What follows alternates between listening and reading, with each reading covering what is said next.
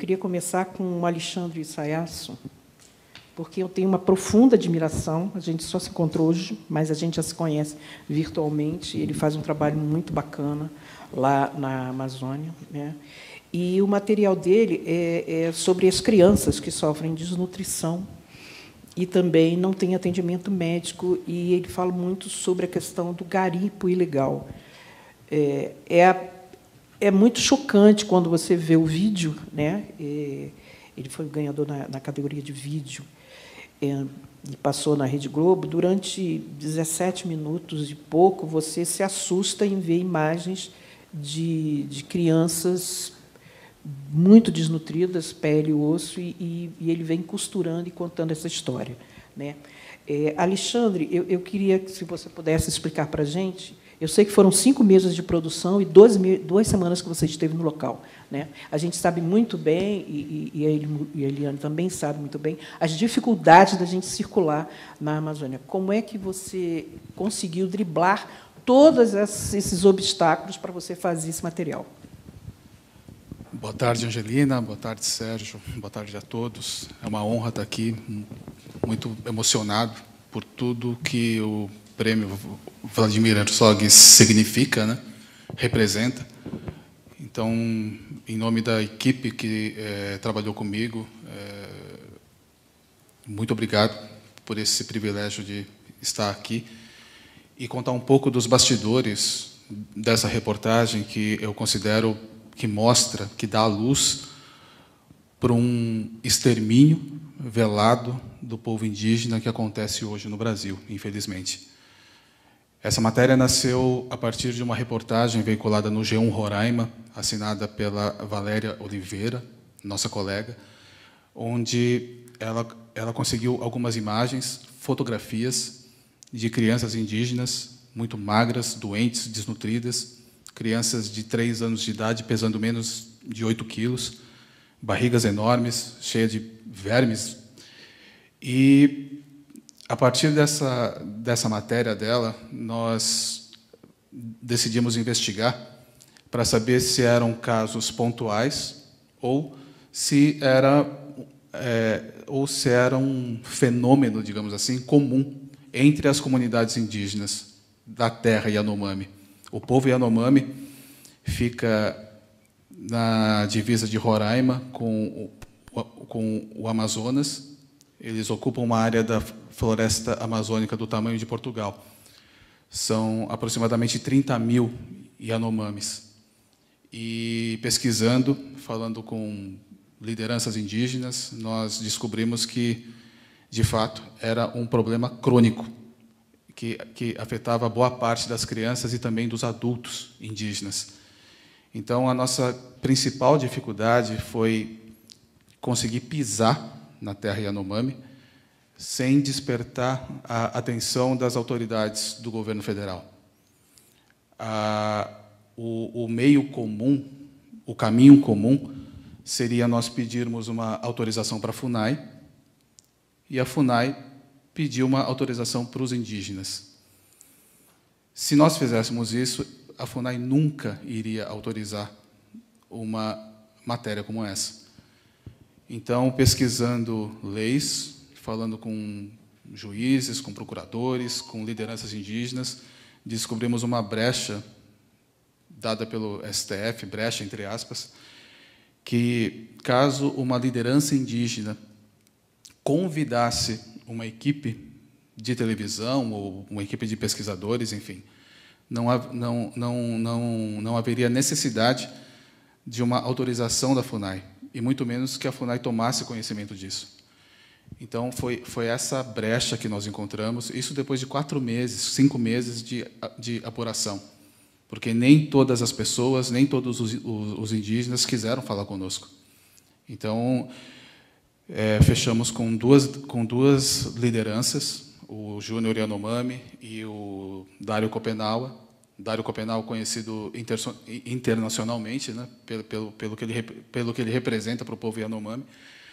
Eles formalizaram uma carta-convite, e com essa carta-convite nós conseguimos pisar na terra Yanomami. E quando nós chegamos lá, Tudo que nós havíamos visto de imagens, fotografias, reportagens que nós tínhamos lido, nada se compara com o cenário que nós vimos lá.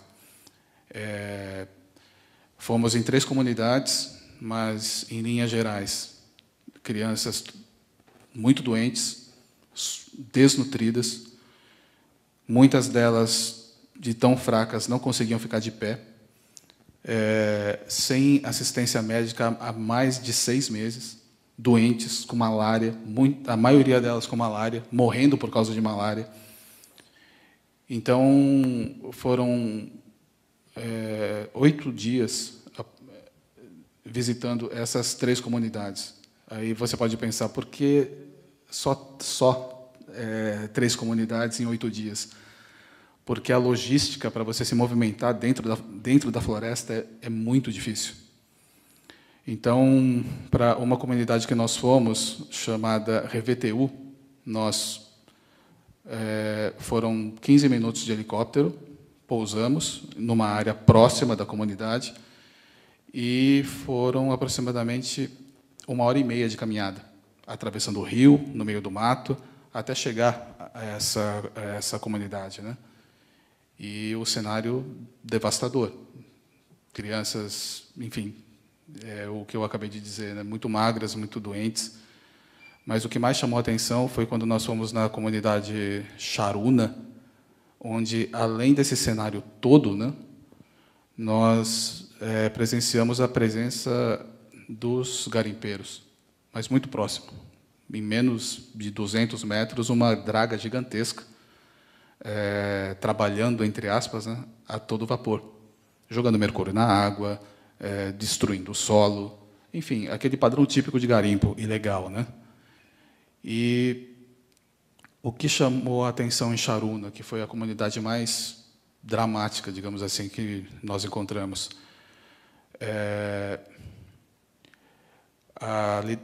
uma das lideranças, eles contaram que, antes da chegada do garimpo, os homens, né, da tribo saíam para caçar, para buscar o alimento para a tribo. Isso demorava, no máximo, 12 horas. Com a presença do garimpo, a caça foi embora, os animais foram embora, os peixes morreram, os que sobraram ficaram todos contaminados, né? E o surto de malária. Então, essa caça, que antes demorava 12 horas e chegava com fartura, né? Quando nós estivemos lá, demorava cerca de 10 dias.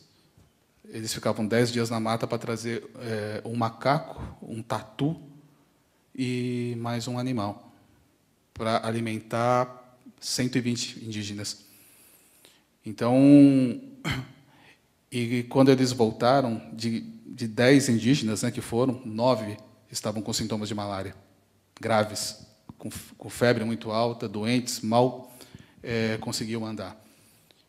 E a outra cena que marcou bastante foi quando uma mulher indígena de uma outra tribo, ela visualizou o nosso helicóptero pousando nessa comunidade e, desesperada por causa da filha dela, que estava doente há mais de 3 meses, com malária, febre, fraca, ela pegou o barco, colocou a menina nas costas e foi remando até a comunidade onde nós estávamos.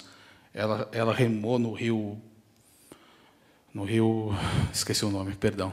Ela remou por cerca de 2 horas no rio, no meio da floresta, para chegar até onde nós estávamos e gritando por socorro.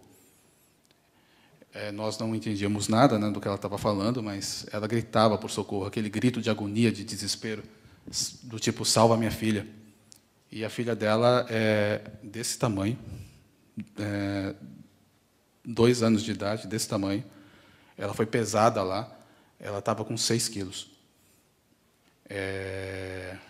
Muito doente, não conseguia, enfim, não conseguia ficar de pé, mal conseguia falar. E, além dessa criança, havia outras 30, 40, num estado muito parecido ou até pior. E, nesse dia, o governo federal soube que nós estávamos lá. Então, para fazer uma imagem, para tentar passar uma imagem de que não estamos atuando, estamos levando assistência médica para os indígenas, eles determinaram que o único enfermeiro do posto de saúde nos acompanhasse. E aí que foi uma das cenas mais desesperadoras, porque ele foi lá com a caixa de remédio dele. Assim que ele desceu do helicóptero, ele foi cercado pelos caciques, né? Não, finalmente chegou. Essa comunidade Charuna, ela estava há quase um ano sem nenhum enfermeiro, sem nenhuma assistência médica, sem remédio, sem nada. E aí ele começou a ficar desesperado, porque ele precisava de testes de malária, ele precisava de remédios específicos para tratamento de malária, desnutrição, enfim, e ele só tinha dipirona.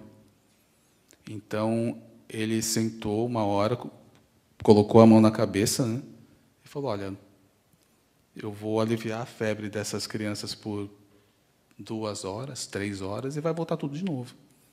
Eu vou colocar toda a dipirona que eu tenho aqui, que era pouco, à disposição dessas crianças, né?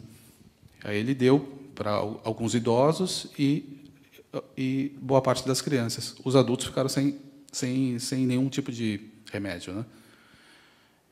Então, essa foi a primeira parte. E aí, quando o governo federal soube que nós estávamos lá, eles mandaram esse enfermeiro para nos acompanhar, e, na volta, começou a pressão do governo federal, né, de que nós havíamos cometido um crime, de que nós havíamos invadido uma terra indígena, de que nós não tínhamos autorização de ninguém e que nós deveríamos sair de lá imediatamente, caso contrário, a Polícia Federal, o Exército, enfim, iria nos tirar de lá à força. Só que o Júnior Yanomami, que é uma das lideranças que nos convidou, ele estava conosco o tempo todo. A nossa base foi a base de Surucucu, onde é o único posto médico para atender 23 mil indígenas.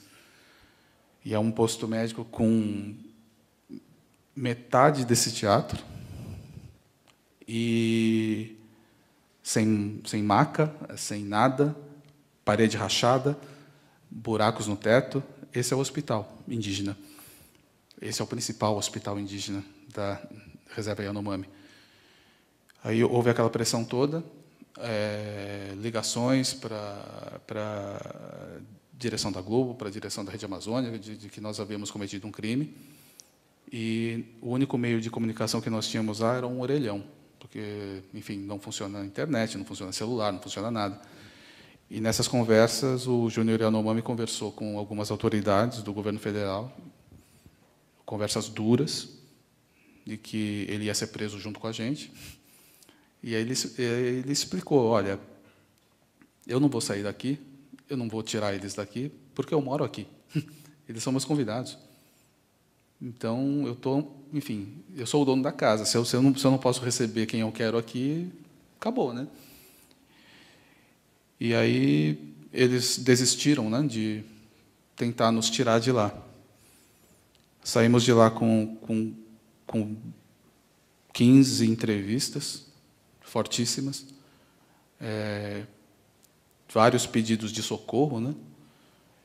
E estávamos começando a preparar a matéria quando fomos informados de que a Polícia Federal ela faria uma operação justamente naquela área, dias depois, né? Então, nós acompanhamos também essa operação da Polícia Federal, né? E aí nós pudemos ver o garimpo por dentro. E é uma estrutura gigantesca.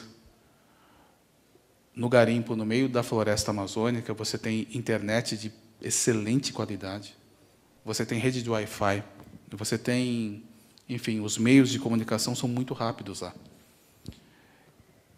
Tem casa de prostituição, tem prostituição infantil. Infelizmente, tem algumas crianças indígenas que são cooptadas para isso. E tudo isso nós acabamos presenciando nessa operação da polícia. Ela já estava programada há algum tempo e acabou sendo uma coincidência de nós sairmos de lá e, alguns dias depois, ter essa operação, né? Então, nós juntamos todo esse material. E o que mais chamou a atenção foi que, numa comunidade Yanomami chamada Romoshi tem um hospital indígena e uma pista de pouso para as aeronaves que vão atender os indígenas, para fazer transporte de doentes para Boa Vista, enfim. Mas só que o crescimento do garimpo foi tão grande, tão intenso, que eles expulsaram as equipes médicas de lá, onde funcionava a farmácia, onde eles guardavam, onde eles tinham um estoque de remédios, virou um estoque de motor de garimpeiro. E a pista de pouso, que era usada para helicópteros, para aeronaves da saúde, virou uma pista de pouso de aeronaves de garimpeiros. Naquele dia, quando nós fomos lá, a Polícia Federal explodiu 4 helicópteros de garimpeiros. E fora outros que sobrevoavam, viram a presença da polícia e fugiram, né? E, no meio dessa operação, um garimpeiro foi morto.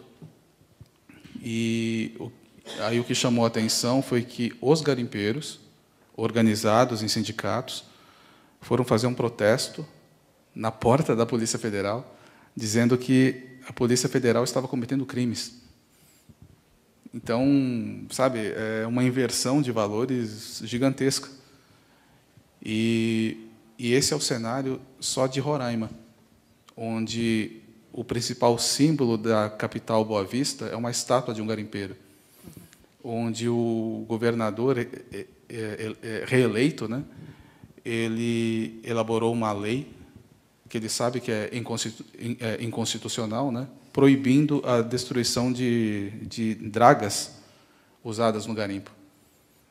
Então, eu acho que essa reportagem ela serve para se dar luz para essa questão do abandono dos povos indígenas, tomando os povos Yanomami como exemplo, né?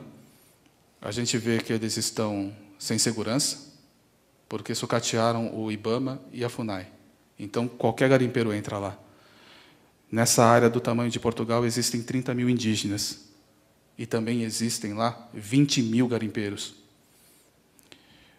Eles estão sem saúde, porque as equipes de saúde foram expulsas de lá, não chega remédio lá. Os indígenas morrem de malária. Com 2, 3 comprimidos de cloroquina, você trata a malária. E os rios, enfim, estão todos contaminados de mercúrio.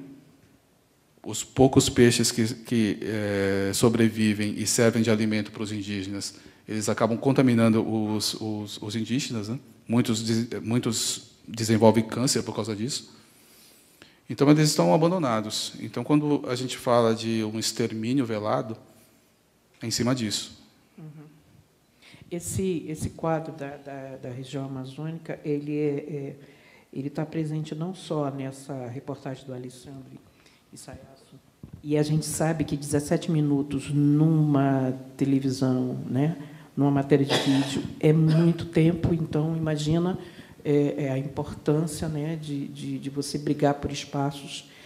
E a Eliane Brum, com o seu livro reportagem Banziro Couture, uma viagem à Amazônia, centro do mundo, ela traz um retrato muito profundo, né, da Amazônia. Eu fiquei achando interessantíssima a forma como você escreveu, a linguagem, né, o uso da linguagem, que você chama de linguagem inclusiva ou neutra, né? Eu queria que você falasse um pouco, para descortinar esse mundo, né, da região amazônica, que quem está no Sudeste desconhece, e o Alexandre mostrou agora, só a logística de chegar no lugar já é complicadíssimo. E você mora em Altamira, né? Você escolheu morar lá por uma questão de opção de vida mesmo, né? De bandeira. Queria que você falasse um pouco sobre o livro-reportagem.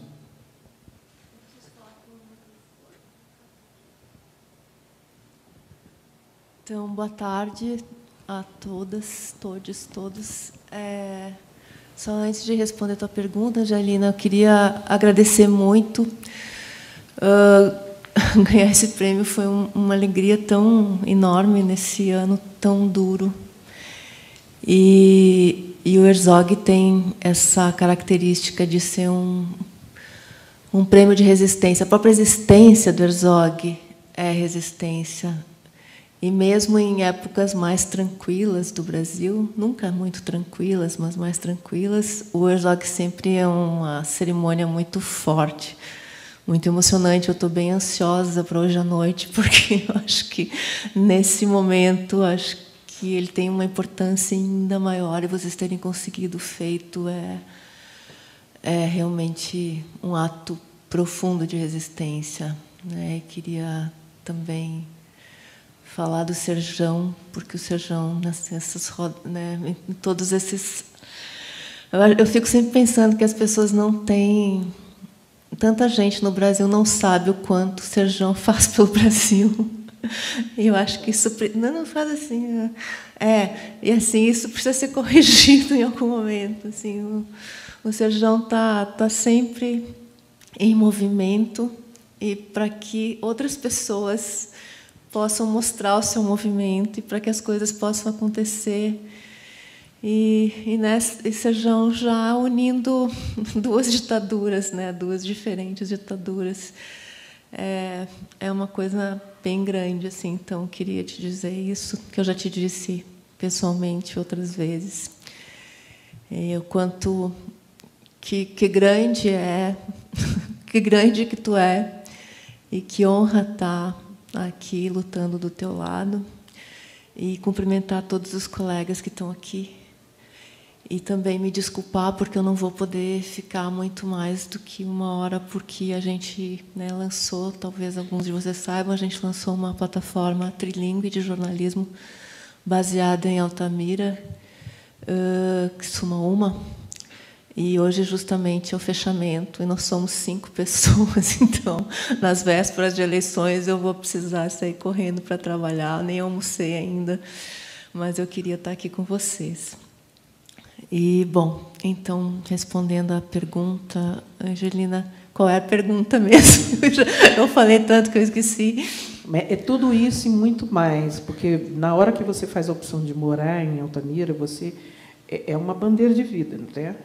É uma opção de vida, e você olhar para essa região amazônica, que o Alexandre também, né, contou um pedaço, mas você trata no seu livro de muita coisa, né? É claro que a gente sabe o esforço que é para fazer um livro-reportagem, né?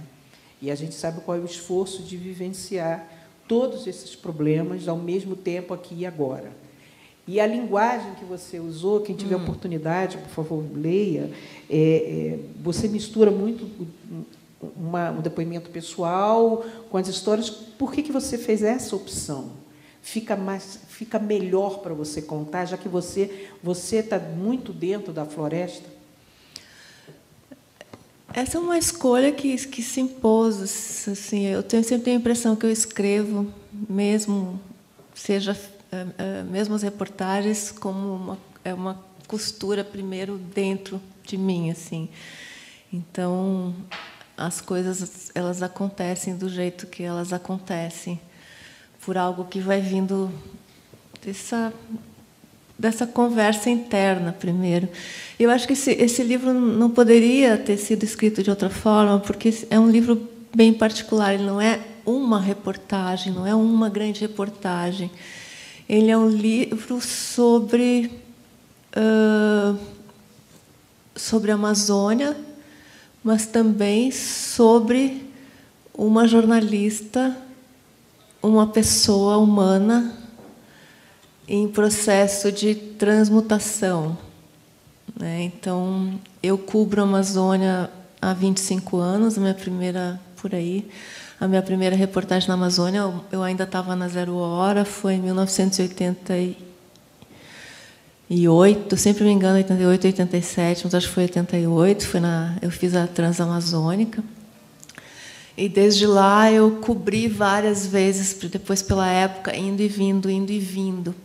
Em 2010, eu saí da revista Época para ter uma vida mais solo. E eu passei a cobrir com os meus próprios recursos, eu fazia freelas para poder financiar a cobertura, o acompanhamento de famílias durante o processo de construção, de implantação violenta de Belo Monte. E, nesse processo, em determinado momento, eu entendi que, né, a crise climática ela foi chegando. Eu nunca fui uma jornalista ambiental, como alguns me classificam hoje.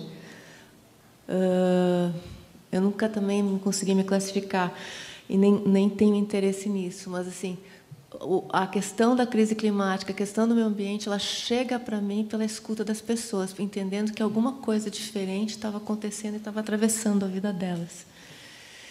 E isso... E aí eu começo a entender que, nesse momento limite que a gente está vivendo, né, de crise climática, de sexta extinção em massa de espécies, precisava ter um deslocamento radical do que é o centro geopolítico do mundo. Né? O centro geopolítico do mundo é a Amazônia, são os enclaves de natureza, né? Não só a Amazônia, mas as outras florestas, o cerrado, os oceanos, e não como discurso, mas deles dependem a nossa vida, deles dependem se a gente vai ter, se as crianças que já nasceram vão ter um futuro de qualidade ou não. Então, eu, assim como outras pessoas, a gente passa a dizer que a Amazônia é o centro do mundo e que isso significa também uma recentralização de valores, ou seja, colocar outros valores. E aí eu me dou conta, né, que eu preciso Se eu defendo isso, eu sou jornalista, então por que não estou no centro do mundo? Então eu fiz esse caminho, ele foi acontecendo, então me mudei para Altamira em 2017 para cobrir o centro do mundo desde o centro do mundo.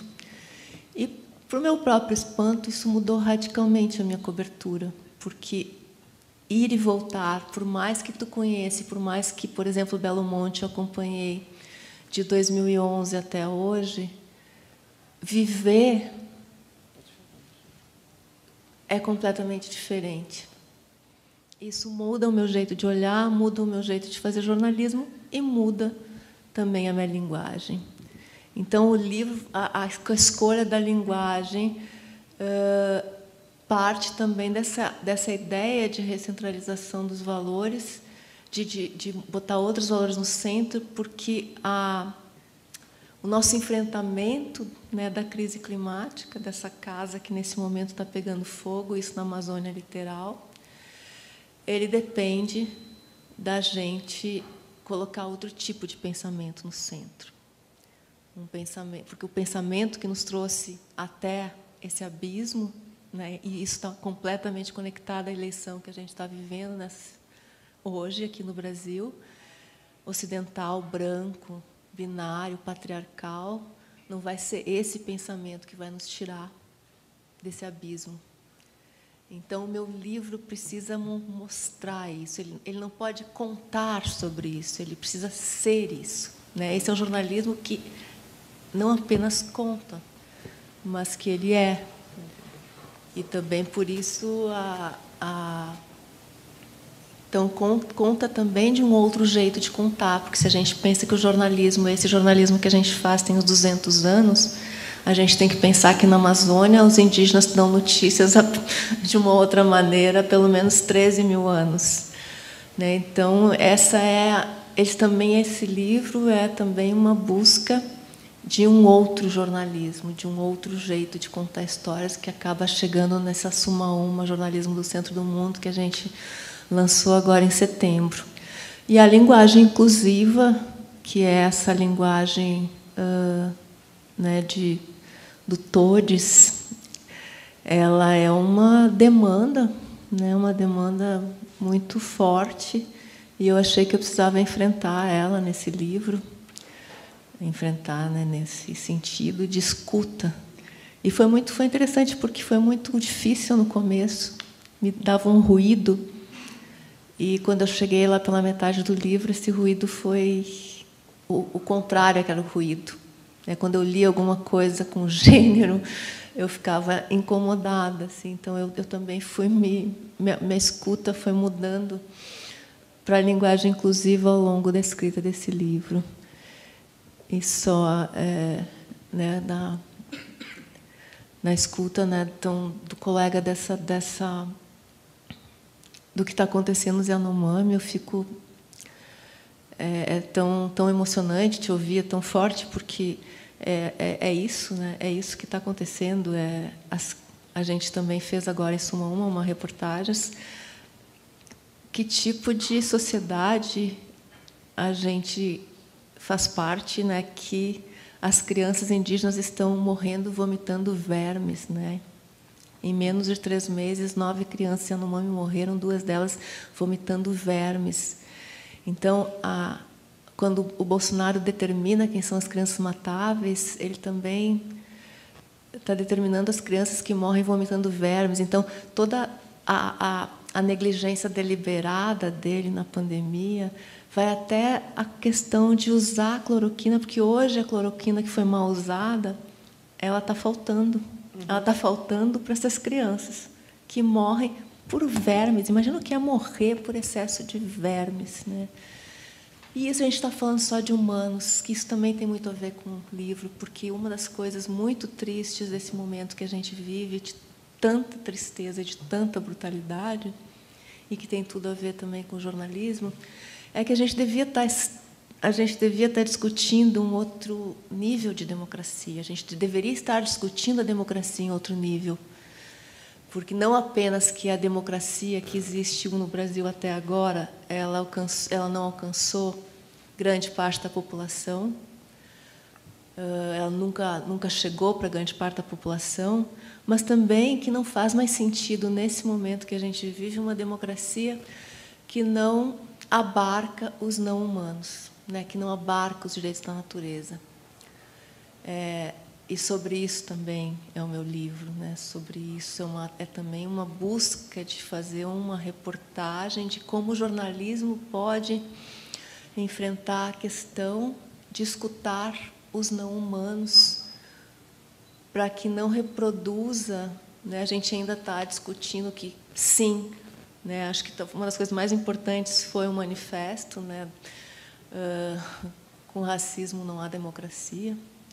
Mas a gente também tem o especismo, né, que é o racismo com outras espécies. Então, é como o jornalismo pode enfrentar a questão de escutar os não-humanos. Então, todas essas questões são questões trazidas para o meu livro e que são questões que hoje eu penso sobre como fazer jornalismo.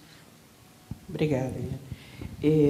Quando você estava falando, e quando o Alexandre também estava falando sobre a questão de fome, desnutrição, vocês estavam falando da região amazônica, né? O Domingos Peixoto fez uma foto para o Jornal Extra, mostrando a fome e mostrando também como as famílias inteiras vão atrás de ossos para poder transformar este osso no seu alimento, né? Domingos, eu sei que foram 2 meses de apuração, você e o Rafael. Você podia contar um pouquinho? Eu já conheço o seu trabalho já há algum tempo e eu sei do seu olhar sensível para você ter a paciência de esperar e você ter a escuta também, de você ouvir o outro lado, esperar o outro lado. Queria que você contasse o bastidor desta foto, que é tão absurdo que a gente ainda esteja falando sobre desnutrição, fome no Brasil de hoje. É assustador. E a gente está falando do Rio de Janeiro, na Zona Sul. Exatamente. A gente sai de uma região totalmente longínqua, que é a região amazônica, que sofre tanto, e a gente chega no Rio de Janeiro. Muito triste. E, infelizmente, eu vou ter que falar de novo. Vou ter que falar de novo o nome dele, mas tudo isso começou com uma frase que o Bolsonaro falou, que o povo tinha que ter fuzil, tinha que comprar fuzil e não feijão, né? Eu trabalho no Globo, mas o Globo também tem um jornal Extra, que é um jornal que tem uma linha mais popular. E eu acho até muito legal, porque abre muito leque para falar as coisas com mais simplicidade para as pessoas que necessitam ser ouvidas, né? E aí, nesse dia, um dos editores queria fazer justamente esse comparativo, mostrar pessoas que estavam necessitando muito de comida, né, com a fala do presidente. Eu, conhecendo muito bem a cidade, já tinha vários lugares que eu estou sempre andando, vejo a galera... No Rio de Janeiro, agora a galera está cozinhando muito no fogão a lenha. Não é de onda, não, é para mesmo, porque não tem como cozinhar, e pega lá a lenha, caixotinho, aí faz pega doações, lá no meio da cidade acontece isso. Eu, sabendo disso, cheguei ali na Glória, né? Tinha um grupo, né? Assim que eu parei, eu estava com um carro descaracterizado, na hora que eu parei com o carro, a senhora já virou para mim e falou assim: moça, a doação é quentinha? Já perguntou assim para mim, né, cara? Eu falei: não, minha senhora, eu sou o Jornal Globo, Jornal Extra, quero repetir com vocês uma frase do Bolsonaro. Aí, nessa hora, um garotão que estava escutando um celularzinho, ele falou: eu sei. Ele falando que o povo tem que comprar fuzil e não feijão e tal. O cara já sabia, a galera que mora na rua. É assim que começou. Eu perguntei a ele: e aí, o que você acha disso? Aí ele falou uma opção de coisa, pererê, do Bolsonaro, que é um absurdo, é desumano e tal, e tal, e tal. Aí, toda hora, tinha um senhor ao lado dele que virava para mim e falava assim: não, eu não vou falar nada não, porque eu não sei falar, só quem fala é ele. Aí eu virava para o senhor e falava assim: não, meu senhor, não, o senhor vai falar com o coração, daqui a pouquinho o senhor fala comigo, pode falar à vontade e tal. E o menino está ali falando o tempo todo, tal, eu estou apurando, estava sem repórter nesse dia, apurei tudo e tal. E aí, no finalzinho, esse rapaz, esse senhor, vira para mim e falou assim: olha só como é que a gente passa fome aqui, olha o que eu faço para a gente não passar fome. Aí ele pegou abriu assim, era uma caixa, e nessa caixa, várias pelancas. Essa pelanquinha que a gente arranca da carne e joga fora, ele pega aquilo, salga, e para botar nas misturas que ele fala. Aí, quando eu olhei aquilo, eu falei: caramba, rapaz, eu estou aqui um tempão conversando com você, e isso é a coisa mais importante, né? A gente tem que contar essa história sua, como é que você pega essas pelancas. Aí ele me falou que pega essa pelanca num caminhão, né? Um caminhão que ele passa na zona sul do Rio, recolhendo pelancas, ossos, né, de açougues e supermercado, para ali na Glória, né, perto da Glória, e ele pega essas pelancas. Pronto, isso foi o primeiro dia de matéria. Aí o Extra deu muito bem, 2 fotos, fazendo esse comparativo e tal. Se passando um mês, o editor me ligou e falou: pô, Domingos, nós ganhamos o prêmio interno do jornal, a primeira página, e você acha que existe mais pessoas na cidade que vão pegar essas pelancas? Eu falei: cara, eu creio que sim. Eu vou fazer o seguinte: eu faço sempre ronda na cidade, eu sou um cara que, quando eu não fico na redação, né? Não tem pauta para mim, eu crio minhas pautas. Eu pego um carro, dou um papo, já sou meio cascudo, né? Os caras já me liberam. Eu falei: pô, vou tomar um café pela cidade. Aí eu começo a andar a cidade toda do Rio de Janeiro, só observando, né, cara? Falei: numa ronda dessa, eu passo lá e vejo se o cara está lá e tal. Aí, depois de... Isso já era um mês e pouco, aí encontrei de novo esse senhor. Eu perguntei: aí, Wando, como é que está e tal? Ele: está tranquilo. Tá. Eu falei: pô, Wando, você tem mais companheiros seus que pegam essas pelancas? Ele falou: tem, cara, já tem uma fila lá, deve ter umas 12 pessoas já, 12 famílias pegando e tal. Eu falei: cara, você me levaria lá, eu iria lá um dia com você? Ele falou: cara, hoje eu não vou não, porque hoje eu já fui ontem, e na quinta-feira que vem eu não vou. Eu falei: pô, tá legal. Eu falei: cara, e aí, vai quando? Ele falou: vou só terça. Aí eu esperei mais uma semana. Aí, nesse mesmo dia, eu já negociei com a redação, porque eu acharia muito importante alguém de texto comigo nesse dia, né? Eu falei: cara, vai ser o grande dia, né? Fotograficamente, o texto também vai ser... Aí a redação pediu para o Nascimento ir comigo, né? No dia marcado, quando eu cheguei, o Wando, ele estava com dor de dente. Ele falou: Domingos, eu não vou lá não, que estou com dor de dente, cara, eu vou para o hospital e tal. Eu falei: pô, mas Wando, então você me dá dica onde que é. Ele falou: é fácil, você vai lá para o catete, em frente à delegacia, que o caminhão passa ali, a galera vai estar lá pegando a pelanca e tal. Aí cheguei cedinho, cara, cheguei 8 da manhã, eu não cheguei 10 da manhã nesse dia, 10 da manhã eu cheguei, o caminhão passava 11 horas, fiquei lá até 1 da tarde, nada do caminhão vinha. Eu falei: cara, não é possível, esse caminhão não veio, cara. Aí tinha um rapaz saindo do supermercado, eu falei: pô, companheiro, tudo bom? Eu sou o Domingos Peixoto, do Globo. Você sabe de um grupo que vem aqui sempre pegar pelancas, cariossos do supermercado, aqui, do caminhão? Ele falou: cara, tem sim, velho. Tem uma galera aí, tem umas 12 pessoas, sim, já fazendo fila para pegar pelanca. Cara, mas hoje você deu um azar. O caminhão passou 7 da manhã, cara. Isso já era 1 da tarde. Eu estou, assim... Nesse dia era quinta-feira. O caminhão só passa quinta e terça-feira. Eu fiquei sem dormir esses 3 dias esperando a terça-feira chegar. E toda hora rolava aquela pressão de redação. E aí, Domingos, como é que está a coisa? O caminhão já chegou? Tem muita gente, não tem? Eu falei, galera, olha só. A matéria existe, entendeu? Vai ser uma grande reportagem, mas a gente tem que ter calma. E esse dia o caminhão não veio. Galera, agora só terça-feira que vem. Na terça-feira que vem, cheguei cedinho, cheguei 6 da manhã, eu e o Nascimento. Ficamos de longe, né? Conversei mais um pouco com a galera que estava ali, o guardador de carro, e falou, cara, o caminhão passa. 11 horas, ele está chegando aí. Aí, quando deu 11 horas, cara, foi uma coisa impressionante, porque eu estava do outro lado da rua, e já tinham grupos espalhados, né? E quando o caminhão veio ao longe, eu vi que uma pessoa ficava no meio da rua, cara, mas era uma felicidade angelina impressionante. O cara assim, rindo, feliz e fazendo, vem chamando o caminhão. Aí quando o caminhão encosta, né, forma aquela fila que vocês viram, eu fotografo de tele, de longe, para não ser percebido. Depois que eu fotografei, aí eu vou de encontro às pessoas e aí desenrola a matéria. Consigo entrar dentro do caminhão, o motorista dá um super depoimento para a gente. Por incrível que pareça, a maior emoção que eu vi naquele momento ali foi do motorista, porque durante o Nascimento gravou ele falando e ele começa a chorar, falando e chorava. Aconteceu uma coisa muito interessante nessa matéria, porque eu queria fazer o outro dia dela. Eu queria ir na casa das pessoas, cozinhando, a pelanca, mostrar a história, né? Completar esse ciclo. E aí teve uma senhora que eu virei assim para ela e falei, pô, será que eu podia ir na casa da senhora e tal? Ela falou, não, hoje não dá não, porque eu estou com pressa. Eu falei, pô, a senhora mora onde? Eu falei, eu moro longe. Eu estou morando longe, eu moro lá em São João de Meriti. Eu falei, em São João de Meriti? Pô, a senhora mora muito longe mesmo, hein? Mas que lugar de onde a senhora mora? Eu moro num lugar chamado Coelho da Rocha. Eu falei, companheira, nós somos vizinhos. Eu sou nascido e criado em Coelho da Rocha. Eu estou falando isso porque, olha só que encontro muito doido, né? Eu encontro jornalista, encontro uma companheira minha, que eu não conhecia, mas foi nascida e criada no mesmo bairro, e ela passando essa dificuldade imensa, pegando pelanca para se alimentar, e eu registrando isso enquanto jornalista.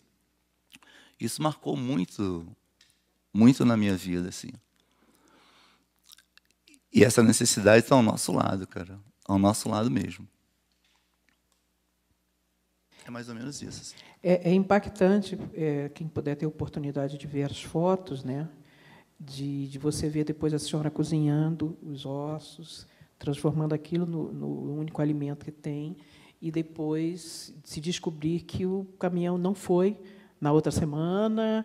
E existe o Rio de Janeiro está passando por vários tipos de, não só o Rio, como todos os lugares, mas tem a violência todos os dias, né? Então não há alimento, ou então você pode simplesmente fazer parte de uma estatística e você virar o tal dano colateral.